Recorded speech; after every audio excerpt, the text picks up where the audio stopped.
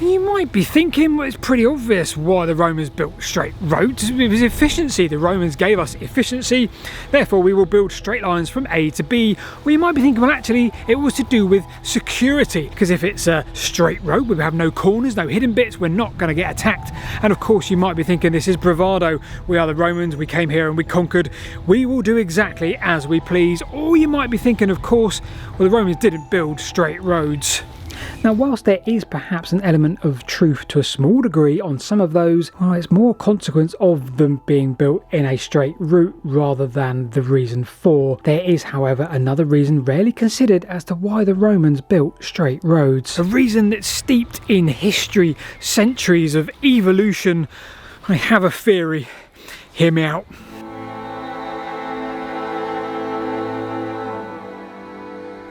Okay, so let's address some of those considerations first. Now, I'm looking for a Roman road today just up ahead somewhere, and it's one that comes with a couple of issues, a bit of a mystery in fact. Now, I'm not in Italy, I'm not in Rome, I'm in southern Britain, so perhaps that's good because maybe that gives us a good representation of what 95% of Roman roads actually look like outside of those famous ones. Unpaved in most cases outside of the very famous ones, for example the Via Appia. This, however, today is a Roman road that connected Silchester to Bath, cutting right across Britain east and west. Now, to say that Roman roads weren't straight, well, in some ways that's correct. Certainly here in Britain, where we have straight line deviation, and that's part of today's mystery, which we'll come to very shortly. Now, that's all good, but Roman roads were straight. Yes, they deviated, and yes, some of the very early Roman roads in Italy made a point of following the contours, but even here in the provinces, by and large, Roman roads were straight.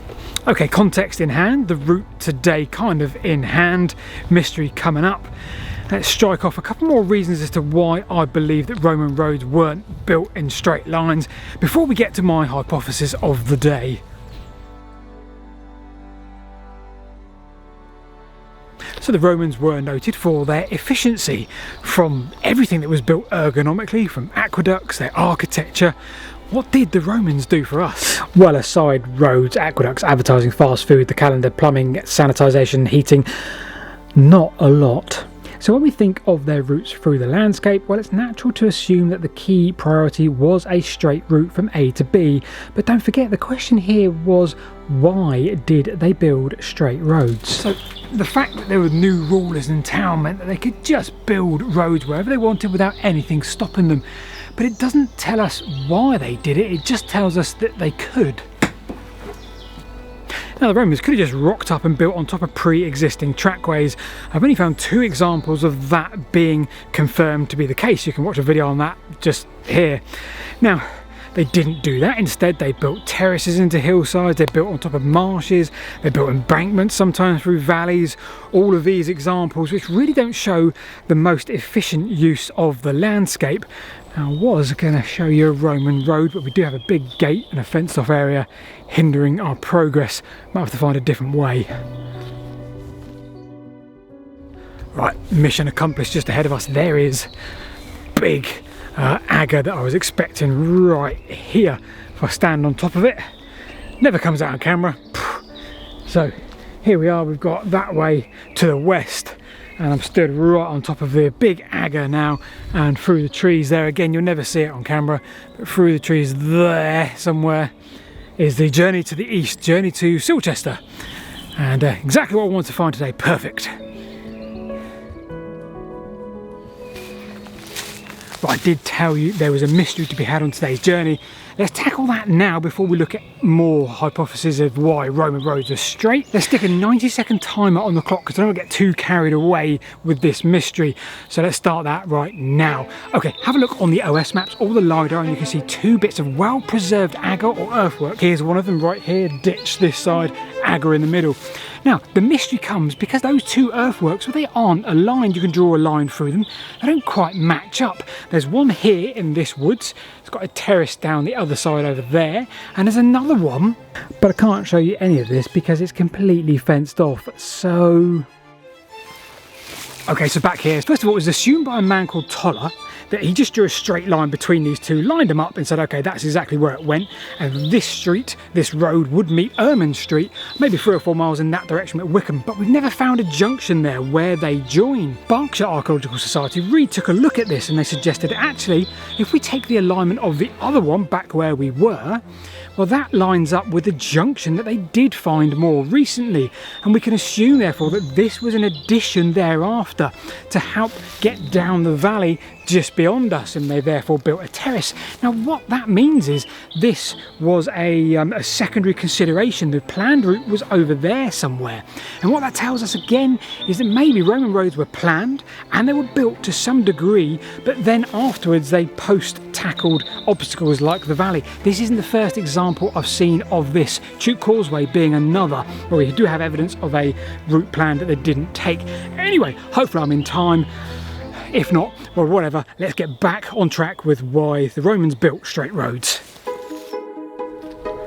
Really gorgeous bluebell wood that I find myself in today. Beautiful stuff. So we're often led to believe that Roman roads had ditches for drainage, and that makes good sense. We saw some ditches either side of a nicely well-aggered road just back there. However, in many lowland areas, certainly here in Britain, while the ditch can be maybe 5, 6, 7 metres either side of the main agger, well, that doesn't work for runoff. And if you have a well-aggered nice route, well, then you don't need ditches. So if it wasn't for drainage specifically, maybe it was just a nice consequence of that, well, maybe you're thinking it was for demarcation or security. So if I make a clearing either side of my road, maybe 20 metres or so, I clear the trees and vegetation and I mark out the route, well, then I have security for the army. However, it has been postulated that at least 50% of the known Roman roads in the UK had absolutely nothing to do with the army. So if that's the case, or at worst once the army had got to where they were going, then security was no longer an issue immediately after that point, or perhaps not at all in the first place. Yes, those routes in many cases were still used for formalities, communications and supplies, I'm sure. But the demarcation remained, the formality remained, and perhaps that is our first hint. Okay, you've done very well. You've reached the end of the video, the end chapter, shall we say. The reason why I believe Roman roads were built in a straight line. I've also got a little treat coming up ahead, maybe half a mile or so away, which I'll try and share for you sporadically as we get through this final section, which will be titled something like Space, the Final Frontier, or Why Did the Romans Build Straight Roads? Okay, so let's head back to 312 BC, a time when this island of Britain was very much at the height of its Iron Age life, hill forts being used across the land for multiple reasons. The Roman Empire, however, over on what is now mainland Europe, were very much on the up. In fact, let's take the Via Appia, 360 kilometres, almost likely bankrupting Rome. They were minting coins to pay for this, a huge cost. Well, if you want to travel along that route, which in its first conception aligned itself between two temples, it went through marshlands, well then you need to enter into that space. So you might be getting an idea of what I mean, but this is the tip of the iceberg. 220 BC and we construct the Via Flaminia, and in later life we see archways. Think of the Richborough archway that was once the marker for the entrance to Britain, the start of Watling Street. Okay, so I did promise you a treat, and I think we can find that if we turn left just down here, but not before we discuss the importance of coins in this whole story.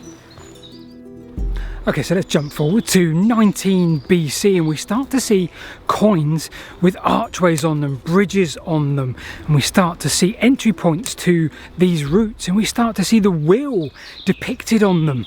And if that doesn't convince you that these were really important spaces, well, let's jump forward to 123, 124 CE, and our friend Hadrian starts doing something very different.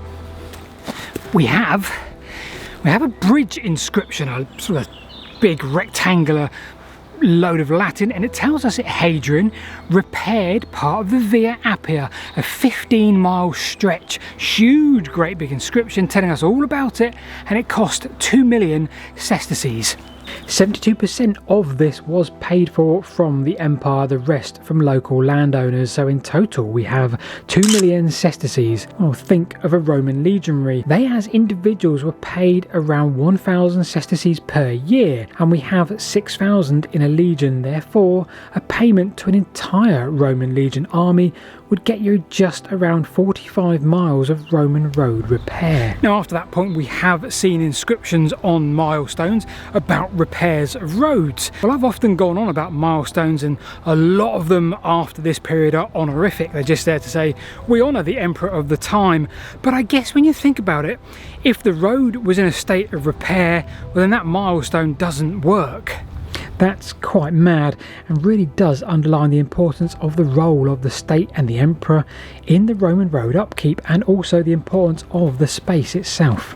I hope you've enjoyed a few shots of Littlecote Roman Villa, which sits just beyond the heads there. I don't want to go in and film and yabber away in person. And it sits in the valley here below the Roman road we briefly touched on today. The Roman road that was built straight, not, I believe, for security, not for efficiency, not for bravado. It was built by someone as if their name was going to be attached to it. It was built to that quality and that standard, largely because their name was attached to it. I've been Paul. If you enjoyed this, love to see you again. Click subscribe, click like, and we'll see you this time next week.